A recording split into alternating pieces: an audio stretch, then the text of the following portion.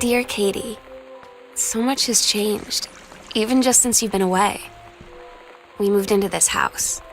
I'm in a new school, and my big sister being gone for a year doesn't make it any easier. It doesn't feel real, but I'm not gonna let it faze me. I used to tell you everything, and if I can't do it in person, because you're off gallivanting. It's weird hanging out with girls. Daniel was around ever since I was little, and other girls? I don't know. Lonnie came over today, but everything was different. She was sitting.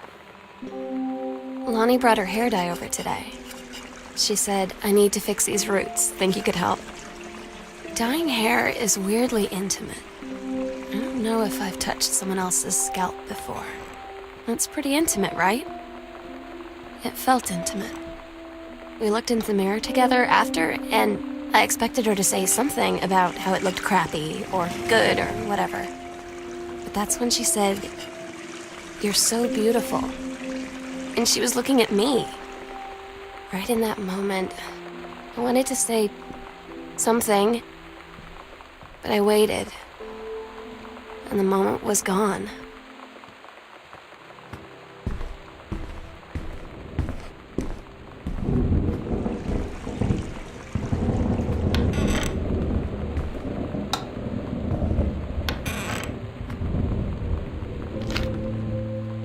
Oh my God. You are so lucky you finished high school before we moved into this house. So, it's the first day of school, and there I am, introducing myself to the class, and I say that I just moved into the house on Arbor Hill. All of a sudden, every kid in the room turns and just stares like I suddenly transformed into a mutant. At Todd's brother's place after the show, there was only a futon to sleep on, so Lonnie and I shared it. The lights went out. I was turned toward her. My eyes started to adjust, and then I could see she was looking at me, too.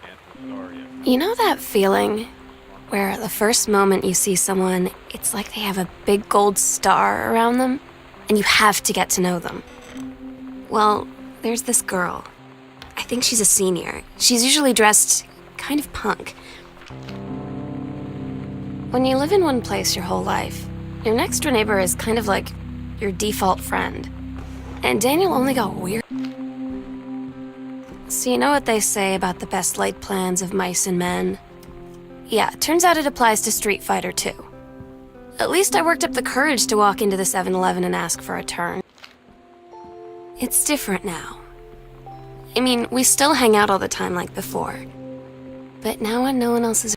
I'm so stupid sometimes. I was telling Lonnie that I got into my college summer program. Todd's band lost their singer. Todd said he sucked. Lonnie said he got sick of Todd's shit, and he was complaining about needing a new singer. So Lonnie was like, "I can sing." And they were all kind of like, "You can?" And she was like, "Probably." But she's been rehearsing with them for like a week now. They tell you to stick with the group on field trips, Katie. There's a reason for that. Lonnie and I snuck off on the side paths at Multnomah Falls and got a little lost. Okay, a lot lost. Like, for hours. Right before the bus. I don't get Lonnie sometimes. Like, her band, and our zine, and her hair, and everything are all anti-authority. Katie, you know how Mom and Dad are. Not exactly super open-minded about things. It feels like every minute I don't spend with Lonnie, I spend worrying about them finding out about us. And what would happen if they did? You know Dad's joke about the nunnery that he'd tell whenever you brought boys around the old house? Lonnie had her going away show with her band tonight. She's so incredible on stage. When she was singing, I could practically forget everything. That we only had 48 hours left. That I don't know what comes next. That I can't. We agreed our last night together would be our happiest ever. And we'd forget tomorrow was going to come at all. It worked for a while. We had a good time seeing Oscar off, then ran up to the attic to look through our photos, to find one for Lonnie to take with her. Daniel finally came over to get his game. I'd been dreading it. But he brought this story with him that I asked Lonnie what she had to do to get ready to ship out for basic training. She said, not a lot, really. You're not allowed to bring anything with you. You have no possessions, no contact with the outside world while you're in basic. You just train hard every day, and then you deploy from there. So, they'll just send her away. To who knows where. The other side of the country? The other side of the world? My mind, can't process it. She's really going to be gone. Just gone.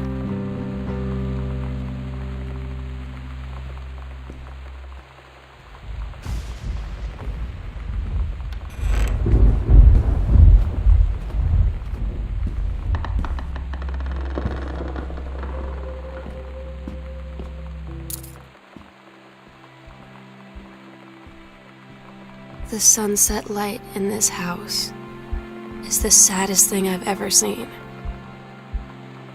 I just want to sleep. When I'm in the attic, it almost feels like Lonnie could still be here. She's just downstairs.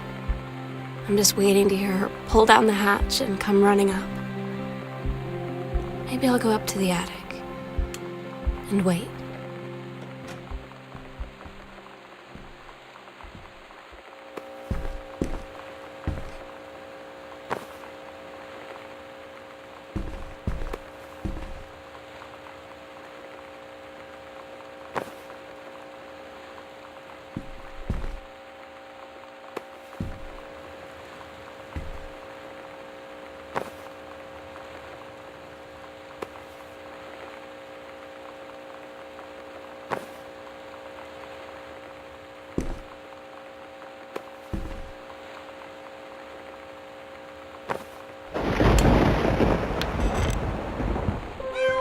Meow meow. Meow meow. Meow. Meow meow meow meow.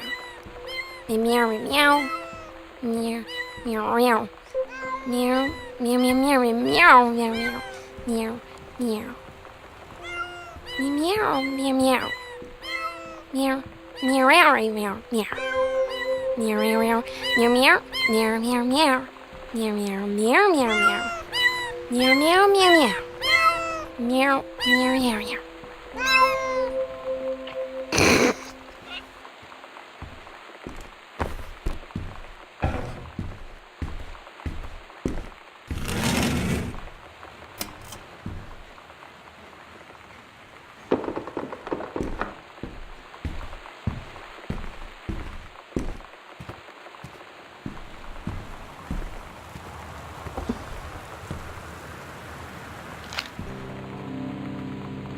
Sometimes you just have to lie to Mom and Dad.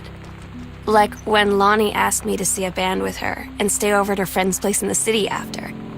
That's a lie to Mom and Dad's situation. But it was so worth it. The girls on stage were just so loud and real and awesome. And everybody was moving together like one. Oh my God. Katie. I fell asleep in the attic, in Lonnie and my old spot, and I missed the first 2 calls. I just barely caught the third one before the machine got it. And it was Lonnie, on a payphone. She'd been on